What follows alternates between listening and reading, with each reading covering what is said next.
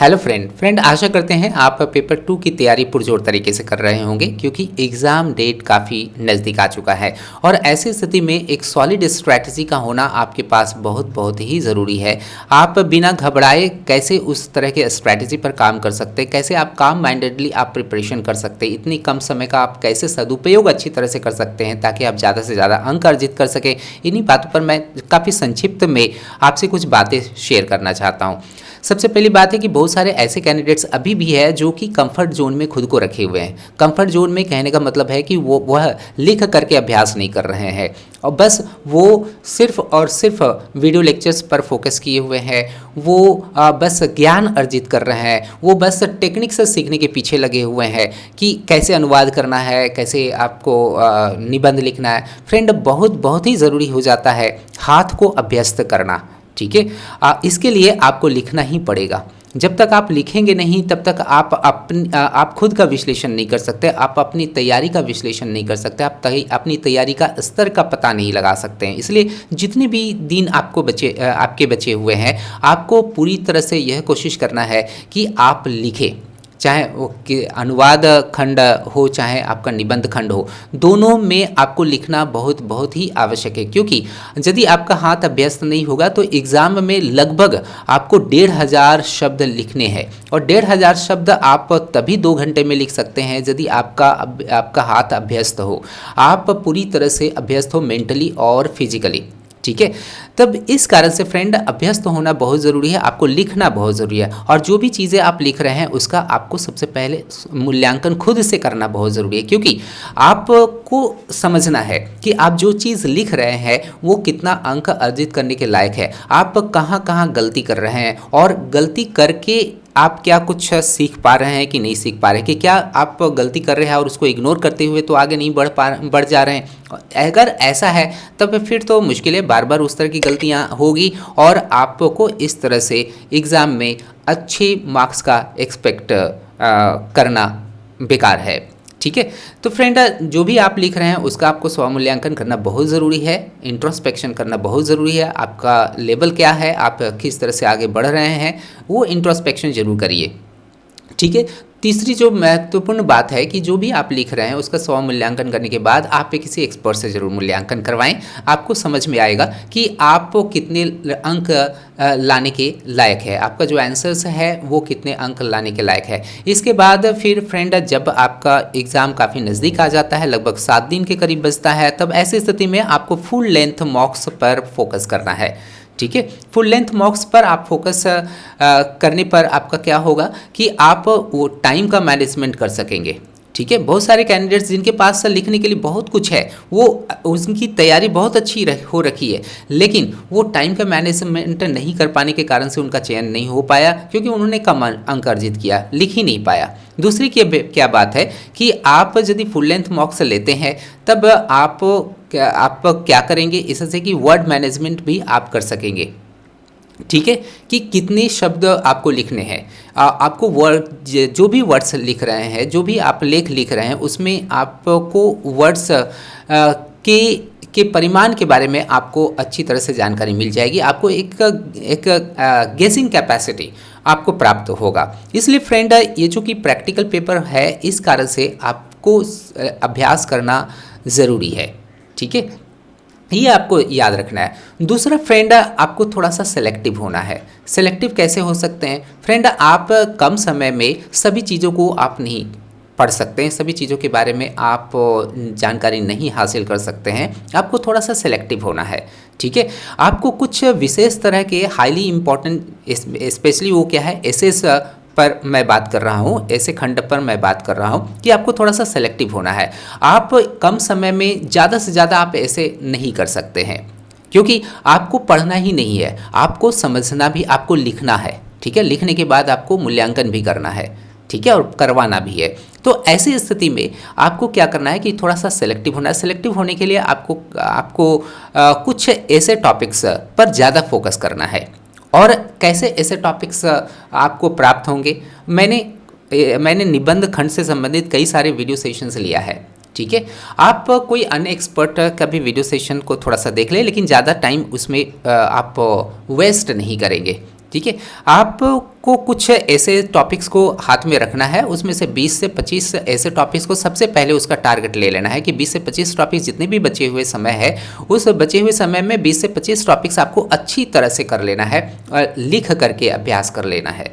ठीक है, और जितने भी वीडियो सेशंस मैंने लिए हुए हैं इस पेपर 2 की तैयारी के से संबंधित, आप सारे के सारे वीडियो सेशंस को ज़रूर देख ले, समझ ले, और जो जो भी चीज़ें मैंने बताया है, जो भी टेक्निक्स मैंने बताया है, जो भी ट्रिक्स मैंने बताया है, कौन कौन से ऐसे पढ़ने हैं, कैसे ऐसे पढ़ने हैं, और उसमें उसका प्रारूप कैसे आपको रखना है, और किस तरह से आप दिए गए एसेज का स्वमूल्यांकन कर सकते हैं, इन सभी बातों को आपको ज़रूर ही जान लेना है, ज़रूर ही समझ लेना है, और उन्हीं सभी बातों को आपको इम्प्लीमेंट भी करना है प्रैक्टिकली। ठीक है, तो जो भी वीडियो सेशंस मैंने लिया है पेपर 2 से संबंधित, आप प्लीज़ आप सारे के सारे वीडियो सेशंस को देख ले, समझ ले, और उसको आप एग्जीक्यूट भी करने की पूरी कोशिश करें।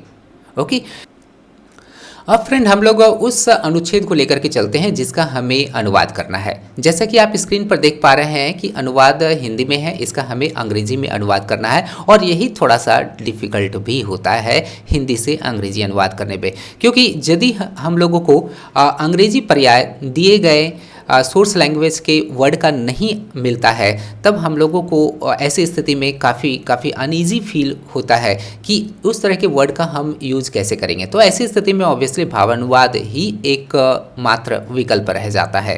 ओके, लेकिन अंग्रेजी से हिंदी में क्या है कि अंग्रेजी शब्द का आप हिंदी में रख सकते हैं यदि आपके पास कोई विकल्प नहीं रहता है तो, है ना। तो फ्रेंड हम लोग इसी बात को ध्यान में रख करके हम लोग हिंदी अनुच्छेद को लिए हुए हैं, और इसी का ही हम लोग अंग्रेजी में अनुवाद करेंगे।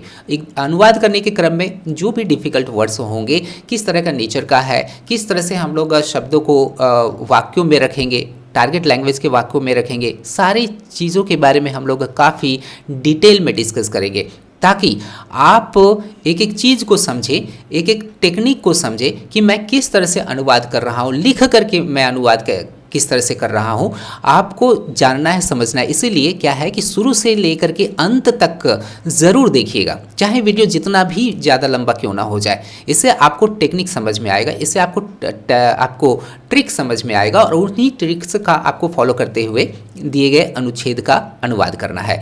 तो फ्रेंड्स सबसे पहले जान लेते हैं कि ये जो दिया गया अनुच्छेद है उसका नेचर क्या है। पढ़ते हैं।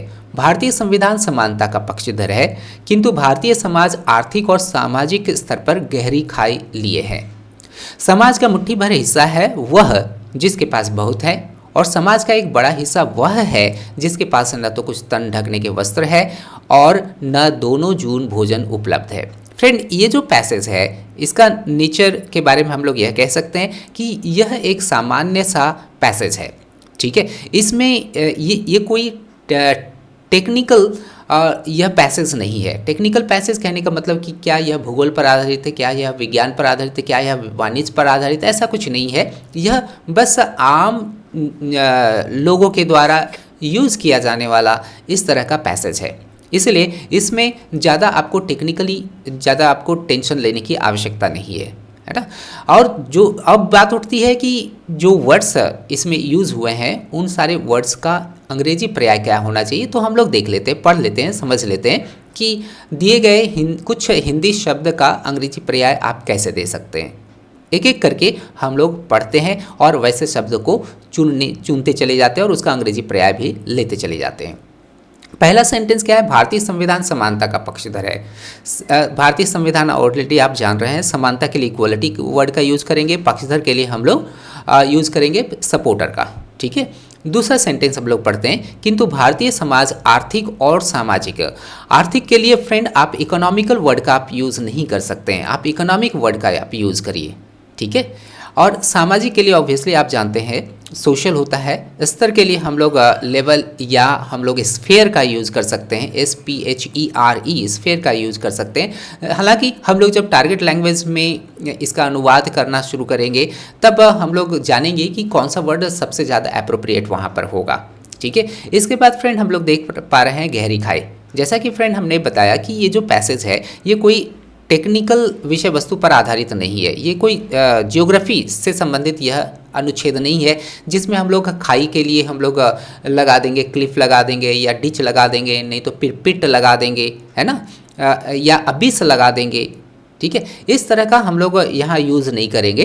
हम लोग गहरी खाई के लिए गैप का यूज़ कर सकते हैं, और गहरी के लिए हम लोग डीप गैप ना लगा करके वाइड गैप का हम लोग यदि यूज़ करेंगे तो ज़्यादा अच्छा रहेगा यहाँ पर। ठीक है, आगे बढ़ते हैं। समाज का मुट्ठी भर हिस्सा है। मुट्ठी भर के लिए अगर हम लोग शाब्दिक अनुवाद करते हैं तब इसका अंग्रेजी पर्याय हो जाएगा हैंडफुल। ठीक है, लेकिन यहाँ पर क्या हम लोग हैंडफुल वर्ड का यूज़ करेंगे, समाज का मुट्ठी भर हिस्सा, तो ये हैंडफुल ऑफ द सोशल, कुछ इस तरह से हम लोग देंगे क्या, नहीं देंगे, है ना। इसके लिए एक जो भी स्पेशल जो वर्ड होगा वो हम लोग अनुवाद करने के क्रम में जानेंगे, समझेंगे, उसका विश्लेषण करते हुए उसका अनुवाद करेंगे। जिसके पास बहुत है और समाज का एक बड़ा हिस्सा वह है जिसके पास न तो कुछ तन ढकने के वस्त्र है और न दोनों जून भोजन उपलब्ध है। दोनों जून भोजन कहने का मतलब यह हो गया कि दोनों समय का भोजन, अर्थात 2 मील्स अ डे। ठीक है, इसका इस तरह से हम लोग अनुवाद करेंगे। सिर छुपाने की छत का कोई सवाल ही नहीं है, इसमें ऐसा कोई वर्ड नहीं है, डिफ़िकल्ट है। एक और वर्ग है मध्यम वर्ग, वह असमंजस में है। असमंजस के लिए हम लोग कन्फ्यूजन वर्ड यूज़ करेंगे। इसके बाद प्रतिस्पर्धा है तो प्रतिस्पर्धा के लिए हम लोग कॉम्पिटिशन का यूज़ करेंगे। अनिश्चितता के लिए हम लोग अनसर्टेनिटीज़ का यूज़ करेंगे। ओके, और के दौर से वह गुजर रहा है, गुजर रहा है, यहाँ पर वर्ब आ रहा है, गुजर रहा है। गुजर रहा है के लिए हम लोग गोइंग थ्रू लगाएंगे या कोई अन्य सा वर्ड लगाएंगे। जब भी कोई नेगेटिव चीज़ से कोई भी व्यक्ति गुजर रहा है, जैसे कि वह समस्याओं से गुजर रहा है, तो उसके लिए एक स्पेशल वर्ड यूज़ करते हैं, काफ़ी अप्रोप्रिएट वर्ड वो होगा, वो है अंडरगो। अंडरगो का मतलब होता है झेलना। ठीक है, नेगेटिव चीज़ को कोई भी व्यक्ति झेल रहा है तो वहाँ पर हम लोग अंडरगो का यूज़ करेंगे। आगे बढ़ते हैं। सामाजिक रूप से उच्चतर कहा जाने वाला समुदाय। उच्चतर कहा जाने वाला मतलब हायर क्लास, है ना, higher class of the society ऐसे कहेंगे आप। इसके बाद फिर स्वर्ण आपको लग रहा है, स्वर्ण मतलब गोल्ड नहीं, यहाँ पर समझ लेना है। स्वर्ण या अगड़ा, यहाँ पर या करके अगड़ा के बारे में बात किया जा रहा है ना। यहाँ पर हम लोग एलिट क्लास या वैसा ही कुछ यहाँ पर अंग्रेजी पर्याय देंगे। ठीक है, एलिट क्लास आप ज़रूर आप यूज़ कर सकते हैं। इसके बाद फिर अभिभूषित है। अभिभूषित का मतलब होता है सजाना, संवारना, आभूषण पहनने के सेंस में इसका यूज़ किया जाता है। किंतु क्या आप क्या आभूषण से संबंधित इस वर्ड को यहाँ ट्रीट करेंगे? नहीं, यहाँ पर जो शब्द का यूज़ हुआ है वो फिगरेटिवली यूज़ हुआ है, फिगर ऑफ स्पीच यहाँ पर यूज़ किया गया है, अलंकार का यूज़ किया गया है। वहाँ पर हम लोग इसका भाव देंगे जब अनुवाद करेंगे तो। ठीक है, आगे बढ़ते हैं। और उपेक्षा भरा, उपेक्षा भरा को हम लोग इंग्लिश में कहेंगे नेग्लेक्टेड। ठीक है, नेग्लेक्टेड हो गया। इसके बाद फिर उपेक्षा भरा समुदाय पिछड़ा वर्ग की संज्ञा में आता है। लेकिन एक तीसरा भी वर्ग है जो उपेक्षित है, अनादृत है। उपेक्षित नेग्लेक्टेड हो गया, अनादृत मतलब जिसको अनादर दिया जाता है ना, जिसको आदर नहीं दिया जाता है वही अनादृत हो गया। इसका मतलब हो गया कि डिसरेस्पेक्टेड, है ना। इसका वर्ड अंग्रेजी पर्याय हम लोग इस तरह से यूज़ कर सकते हैं। शोषित के लिए हम लोग एक्सप्लॉइटेड वर्ड यूज़ करेंगे।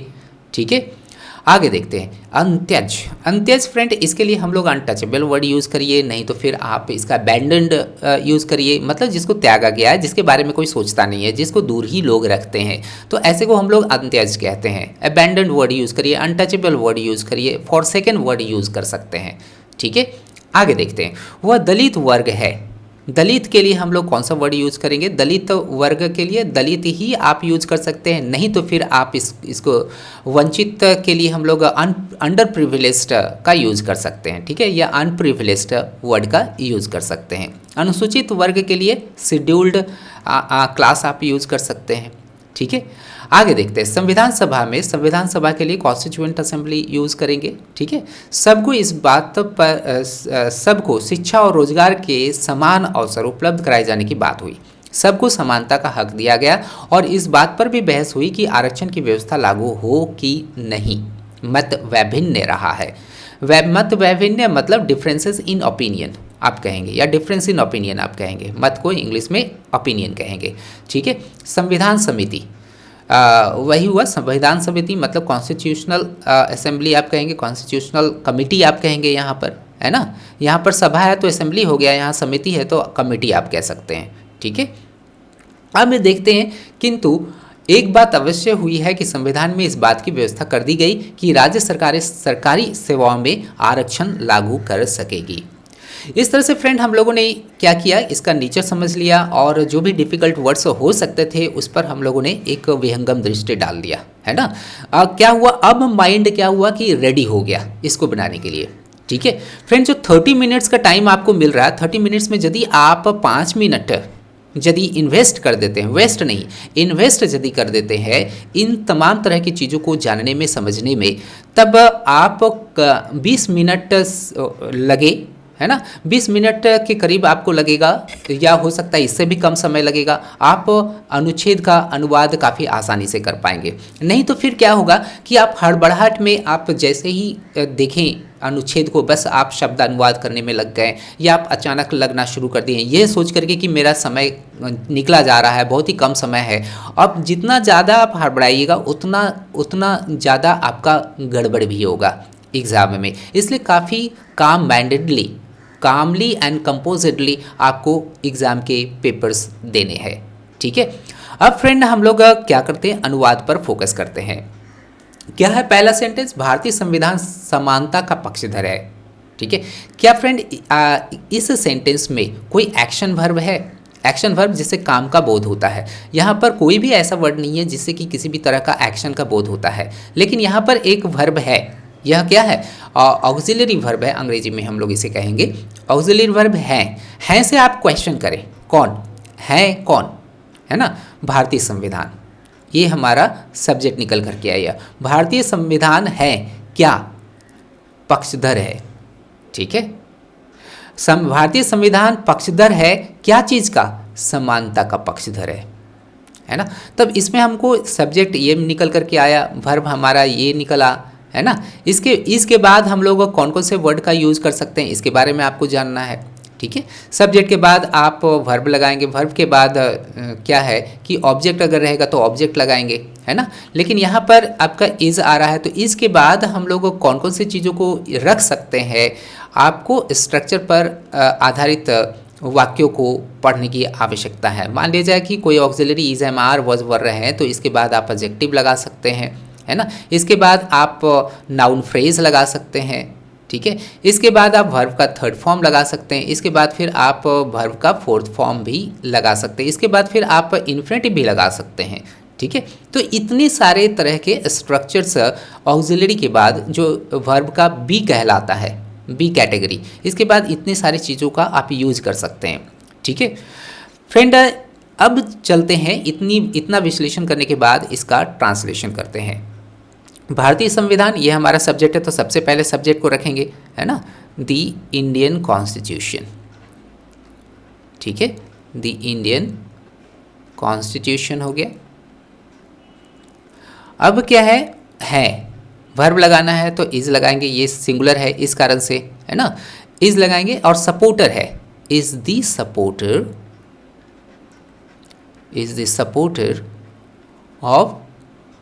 Of equality. ठीक है।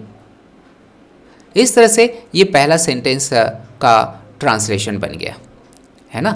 अब फ्रेंड हम लोग दूसरा सेंटेंस को पढ़ते हैं। ये बहुत ही आसान था, ज़्यादा इसमें विचार विमर्श या एनालिसिस करने की आवश्यकता नहीं है। दूसरा सेंटेंस है, किंतु भारतीय समाज आर्थिक और सामाजिक स्तर पर गहरी खाई लिए है। ठीक है। लिए हैं, ये आप देख पा रहे हैं, ये हमारा वर्ब है। ठीक है। कौन लिए हुए हैं, कौन से आप सब्जेक्ट निकाल सकते हैं, लिए हैं कौन, भारतीय समाज, ये लिए हुए हैं, है ना। भारतीय, अब क्या करना है कि इस सब्जेक्ट और इस वर्ब को लेकर के आप क्या या किसको से प्रश्न करिए। भारतीय समाज लिए हुए हैं क्या, आर्थिक और सामाजिक स्तर पर गहरी खाई लिए हुए हैं क्या, गहरी खाई लिए हुए हैं, है ना। किस स्तर पर, ये जो अदर वर्ड्स में आ गया है इसको हम लोग सबसे अंत में रखेंगे। ठीक है। तो सब्जेक्ट यहाँ पर क्या होगा, बट हमको लिखना है अलग से, बट आप लिख लीजिए।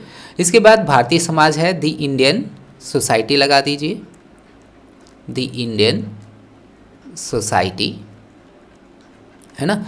गहरी खाई लिए हुए हैं, तब यहाँ पर हम लोग क्या लिए हुए हैं या रखे हुए हैं, तब इसके लिए रखना के लिए हम लोग हैज़ वर्ड का यूज़ करेंगे। सेंटेंस चूँकि सिंगुलर है इसलिए हैज़ आया, है ना।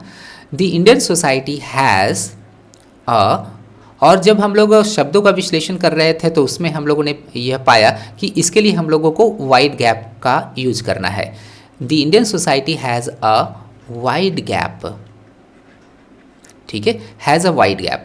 यहाँ हो गया, सब्जेक्ट हमने ले लिया, वर्ब ले लिया, ऑब्जेक्ट ले लिया, है ना। इसके बाद अदर वर्ड्स को आपको रख देना है आर्थिक और सामाजिक स्तर पर, ठीक है। But the Indian society has a wide gap on the economic, आप इकोनॉमिकल लगा सकते हैं क्या?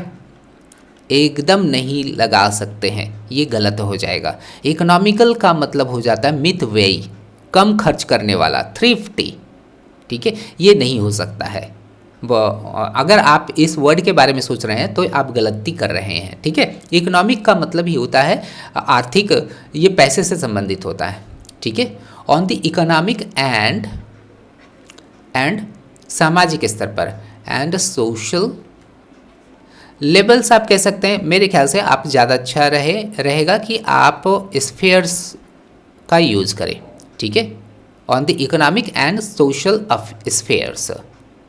फ्रेंड, जो नेक्स्ट सेंटेंस है वह है, समाज का मुट्ठी भर हिस्सा वह है जिसके पास बहुत है, ठीक है।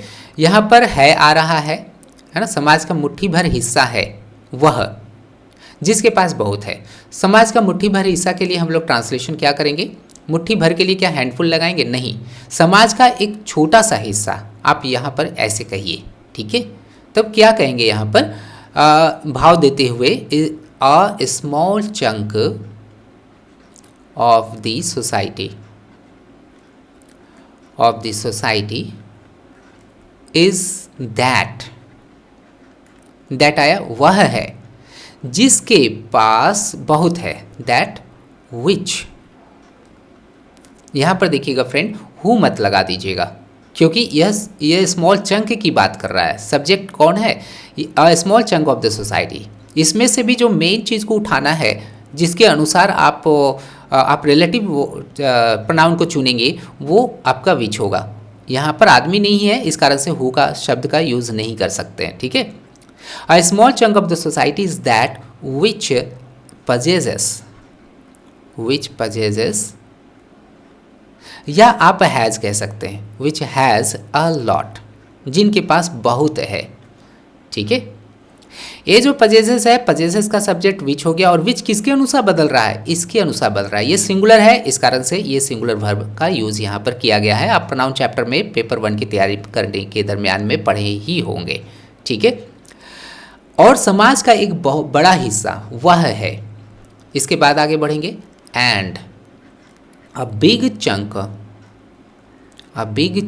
स्मॉल चंक हो गया तो अब बड़ा हिस्सा के लिए बिग चंक लगा दीजिए। Part, a big part of the society, ये भी आप कह सकते हैं, लेकिन फ्रेंड चंक का यहाँ पर जो यूज़ हुआ है वो थोड़ा सा ज़्यादा यहाँ पर अच्छा है, ठीक है। And a big chunk of it, आप बार बार सोसाइटी का यूज़ ना करें, है ना। दिस सोसाइटी के बदले में आप यहाँ पर प्रोनाउन यूज़ कर लें इसका, ठीक है। And a big chunk of it, समाज का बड़ा हिस्सा वह है जिसके पास न तो कुछ तन ढकने के वस्त्र है और न दोनों जून भोजन उपलब्ध है, ठीक है। And a big chunk of it has no clothes, उनके पास तन ढकने के लिए वस्त्र नहीं है। Has no clothes to cover the body, ठीक है। ये हो गया, वस्त्र नहीं है, और न दोनों जून भोजन उपलब्ध है, ठीक है, उनके पास उपलब्ध है। And has no clothes to cover the body, नहीं तो फिर आप ये नो के बदले में आप क्या करिए कि यहाँ पर नीदर वर्ड का यूज़ करिए, ठीक है। न तो ये है न तो वो है, ऐसी स्थिति में आप लोग नीदर नॉर का यूज़ करते हैं, है ना, तो वही करिए। Of it has neither clothes to cover the body nor, आगे देखते हैं, nor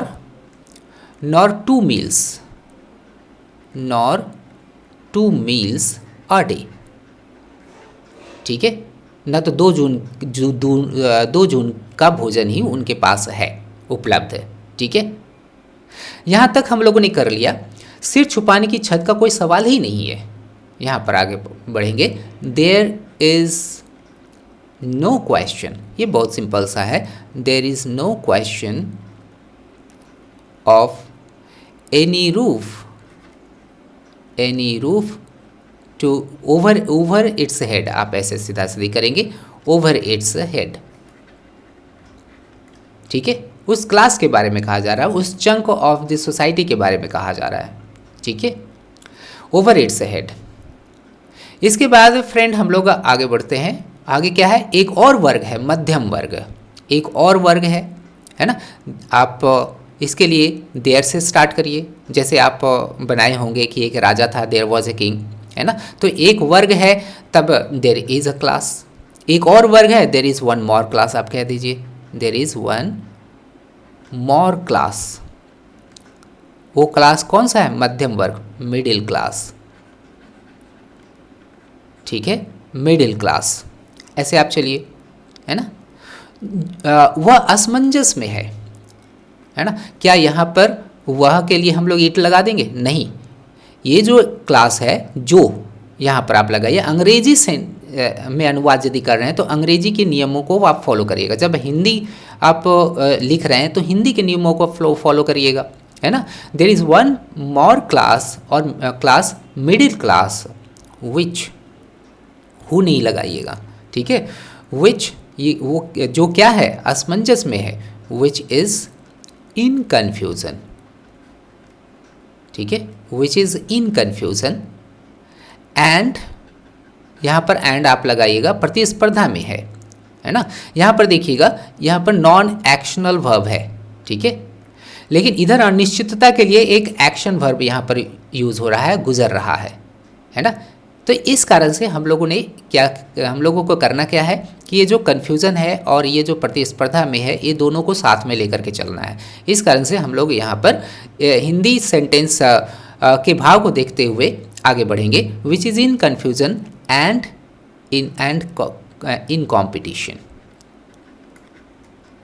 इन कॉम्पिटिशन, इतना हो गया। एंड आगे बढ़ना है। एंड, और अनिश्चितता के दौर से वह गुजर रहा है। And is undergoing. मैंने बताया था अंडरगो का यूज़ क्यों करना है। जब आप नेगेटिव चीज़ को झेल रहे हैं तब आप इस वर्ड का यूज़ करेंगे। ठीक है, एंड इज़ अंडरगोइंग अनसर्टेनिटीज़।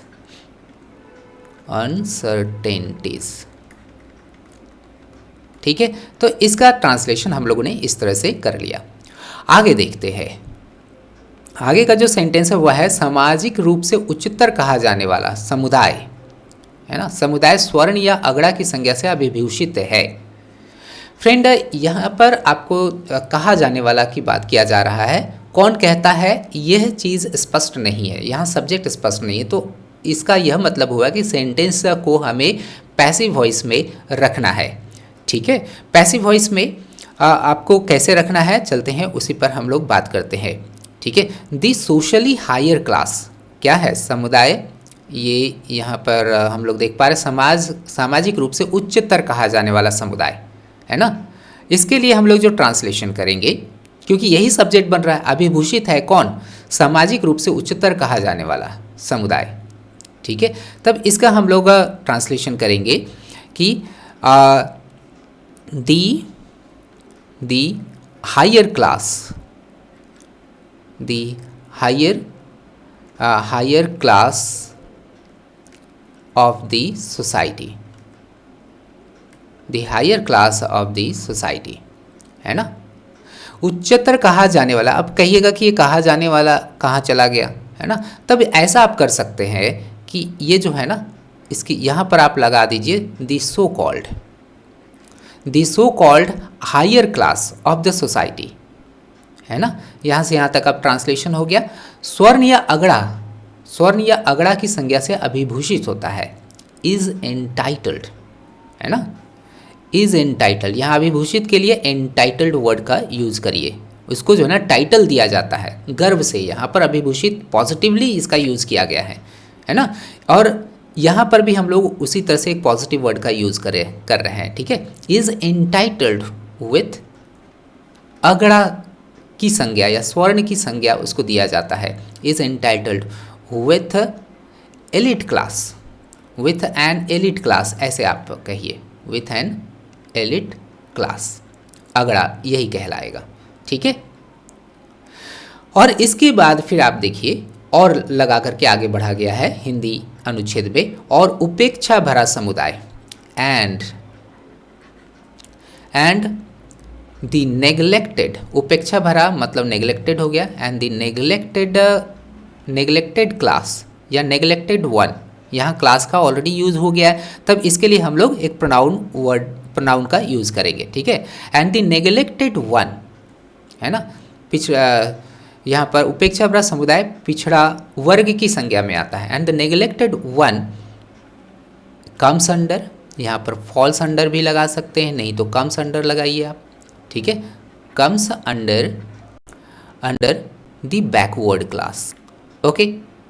तब इस तरह से हम लोगों ने यहाँ तक अनुवाद कर लिया। लेकिन एक तीसरा भी वर्ग है, आगे बढ़ेंगे, लेकिन के लिए हम लोग बट लगा देंगे।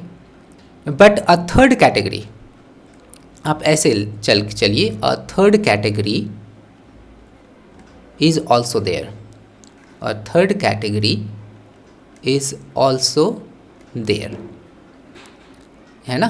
तीसरा वर्ग भी है जो उपेक्षित है, अनादृत है, is also there, which is neglected, हो गया, उपेक्षित है, अनादृत है, विच इज नेग्लेक्टेड, डिसरेस्पेक्टेड, है ना, disrespected, and exploited, and also exploited, चूँकि भी है, सब में भी बार बार आ रहा है, लेकिन आपको बार बार भी नहीं लगाना है, ठीक है। एंड ऑल्सो एक्सप्लॉइटेड, एंड तब इसको भी आप हटाइए।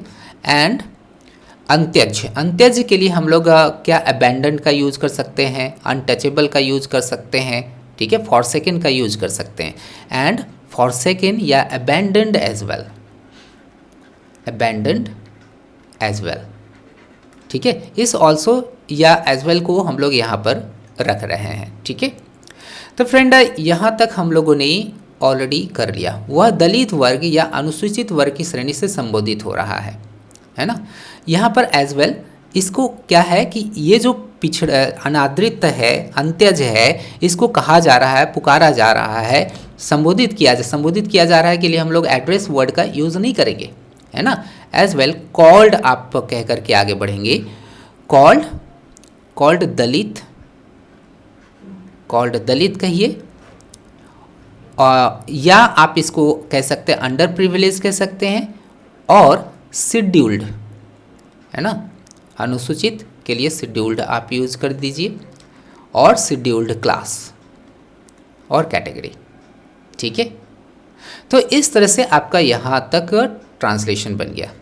संबोधित हो रहा है, देखिएगा फ्रेंड, आपको यहाँ पर लग रहा होगा कि ये सेंटेंस तो कंटिन्यूअस टेंस में है, लेकिन मैंने यहाँ पर तो कंटिन्यूअस में कहीं यूज़ नहीं किया गया, बीइंग कॉल्ड यहाँ लगाया जाना चाहिए, नहीं, है ना। ये चूँकि यूनिवर्सल ट्रुथ है, अभी तक तो ट्रुथ है, इसलिए यहाँ हिंदी में जो यूज़ हो रहा है, आप थोड़ा सा अंग्रेज़ी में आपको थोड़ा वैज्ञानिकता पर ध्यान रख करके आपको अनुवाद करने की आवश्यकता है। फ्रेंड्स, जो नेक्स्ट सेंटेंस है वह है क्या, संविधान सभा में सबको शिक्षा और रोजगार के समान अवसर उपलब्ध कराए जाने की बात हुई तो क्या हुआ कि ऑब्वियसली डिसीजन लिया गया, है ना। तब क्या कहेंगे कि अ डिसीजन वॉज टेकन, लिया गया, है ना, बात हुई, या डिसीजन वॉज टेकन, कहाँ पर डिसीजन लिया गया, संविधान सभा में, was taken in the constituent assembly, constituent assembly, ठीक है, इन द कॉन्स्टिट्यूएंट असेंबली लिया गया, क्या लिया गया, किस तरह का डिसीजन लिया गया, सभी को समान शिक्षा और रोजगार उपलब्ध कराने की बात की गई वहाँ पर, ठीक है। A decision was taken in the constituent assembly to give equal opportunities of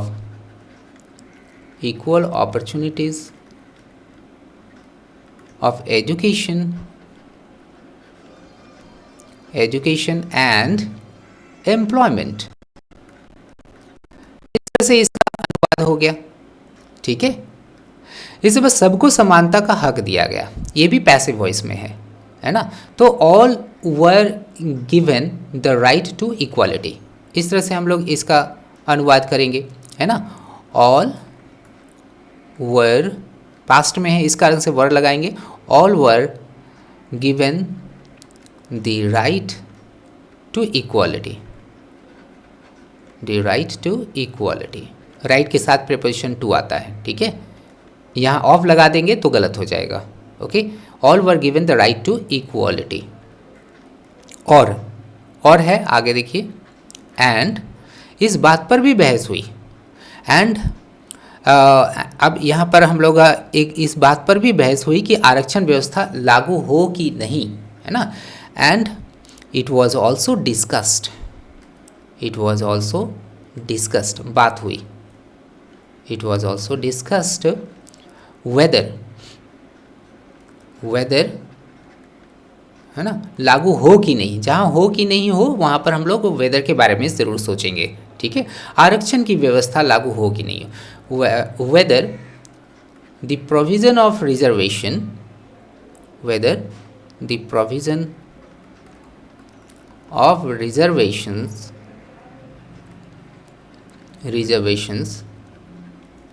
should be given or not, ठीक है। इसी को ही हम लोग ऐसे भी कह सकते हैं, whether the provision of reservation should be there or not, ऐसे भी आप लगा सकते हैं, ठीक है। आगे देखिएगा कि मत वैभिन्य रहा है ना, मत वैभिन्य रहा है, तो देयर हैव बीन डिफरेंसेस। मत वैभिन्य है तो कहेंगे देयर इज़ अ डिफरेंस। वह मत वैभिन्य है, मतलब अलग अलग लोगों के अलग अलग ओपिनियंस रहे हैं। तब ऐसी स्थिति में हम लोग इस तरह के स्ट्रक्चर को फॉलो करेंगे। There have been differences in opinions, इस तरह से हो गया ओपिनियंस। अब संविधान समिति में कहाँ पर देखिएगा, आगे आ रहा है संविधान समिति में, there have been differences in opinions in the constituent assembly, in the constituent committee, आप कहिए कॉन्स्टिट्यूएंट कमिटी, ठीक है, कमिटी। यहाँ तक हो गया। किंतु एक बात अवश्य हुई, अब आगे देखिएगा, एक बात अवश्य हुई, but one thing was done, but one thing अवश्य है, तो थोड़ा सा क्या करिए, एम्फेटिक बनाने के लिए आप यहाँ पर डेफिनेटली वर्ड यूज़ करिए। But one thing was definitely done, क्या किया गया कि संविधान में इस बात की व्यवस्था कर दी गई, है ना, कि संविधान में इस बात की व्यवस्था कर दी गई, was definitely done that a provision was made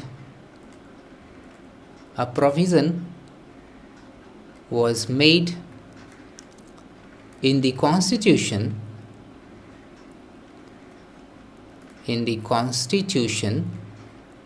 that, है ना, एक कर दी गई, क्या कर दी गई, राज्य सरकारें सरकारी सेवाओं में आरक्षण लागू कर सकेगी।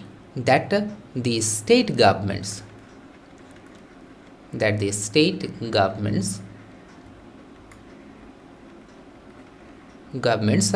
कर सकेगी, would be able to, या could आप लगा सकते हैं, ठीक है, would be able to, सरकारी सेवा में आरक्षण लागू कर सकते हो, would be able to start reservation policy, है ना, would be able to start reservations in government services, ठीक है, यहाँ आपको फ्रेंड यहाँ पूरा लिखना है, किसी भी तरह का एक्रोनिम या एब्रिविएशन का यूज़ नहीं करना है, ठीक है, एग्ज़ाम में। इन गवर्नमेंट सर्विसेज, ठीक है। तो फ्रेंड इस तरह से आपने इस दिए गए अनुच्छेद का अनुवाद किया। आशा करते हैं एक एक चीज़ को आप समझे होंगे कि किस तरह से बनाया जा रहा है अनुवाद, है ना, किस तरह से अनुवाद को किया जा रहा है। फ्रेंड हम लोग अगले एपिसोड में मिलते हैं, अगले वीडियो सेशन में मिलते हैं, जहाँ पर आपको इसी तरह से काफ़ी सारी चीज़ों को जानने के लिए मिलेगा। फ्रेंड्स यदि आप हमसे जुड़ना चाहते हैं, एसएससी जीएसटी की तैयारी करना चाहते हैं, तब हमारे ऑलरेडी कोर्सेज अवेलेबल है पेपर 1 और पेपर 2 के लिए। आप ज़रूर हमसे जुड़े। हमारे कोर्सेज़ का जो लिंक्स है वो डिस्क्रिप्शन बॉक्स में ऑलरेडी प्रोवाइड कर दिए गए हैं। Wish you all the best for your coming exam. Thank you very much.